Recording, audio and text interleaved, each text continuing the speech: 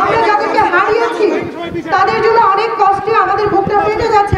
সরকার পতনের পায়তারা চলছে, পুলিশ প্রশাসনের যে বসগুলো আছে সেগুলো পুড়িয়েছে। আপনাদের কি ধারণা? আপনারাও তো ছাত্র, যারা ক্যামেরা ধরেছেন সবাই তো ছাত্র, তো ছাত্ররা এগুলো করতে পারে না। এই আন্দোলন কি ছাত্ররা করছে? এই ভাঙচুরও কি ছাত্ররা করছে?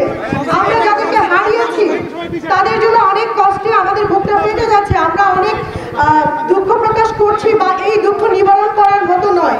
আরো কেন আমরা হারানোর পায়তারায় মেতে আছি? যে ছাত্রদের হাতে কলম, এই ছাত্ররা কি বিটিভি পুড়িয়েছে?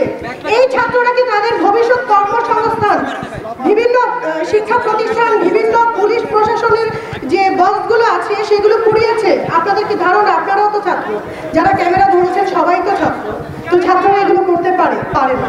এই ছাত্রদেরকে সামনে রেখে যারা পিছনে কি বলে, পিছনে ছুরি ঘুরাচ্ছে, যারা তাদেরকে বলিদান করছে, আমরা তাদেরকে প্রশ্রয় দিব। আমরা এখানেই থেমে যাব।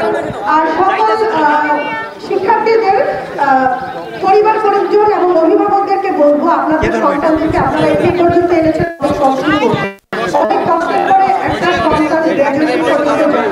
আমি যতটুকু পড়াশোনা করছি আমি বুঝি পড়াশোনার মর্মটা, যেটা কত কষ্টের পরে একটা ছাত্র সে পর্যন্ত নিজেকে নিয়ে যায়। আপনারা এই সন্তানগুলোকে কারো খেলা হতে দেবেন না, তারা আমাদের ভবিষ্যৎ সম্পদ।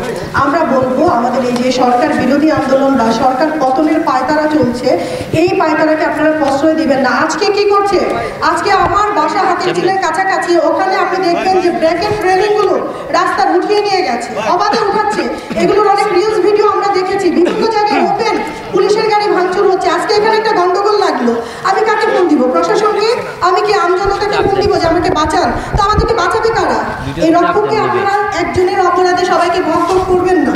আপনারা, সরকার বলেছে তদন্ত চলছে, তদন্ত করে কে বা কারা এই হত্যাগুলো ঘটিয়েছে অবশ্যই সেগুলো চিহ্নিত হবে, সেগুলোর বিচার কার্য সম্পাদন হবে। আপনারা সে পর্যন্ত সরকারকে সময় দিন। আমি আর বেশি কিছু বলতে পারছি না।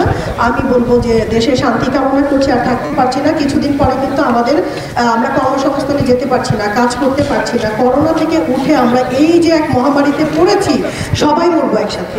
তো আমরা দেশকে রক্ষা করি, দেশের সম্পদকে রক্ষা করি, রাষ্ট্রের সম্পদকে রক্ষা করি। সবাই ভালো থাকবেন। ধন্যবাদ।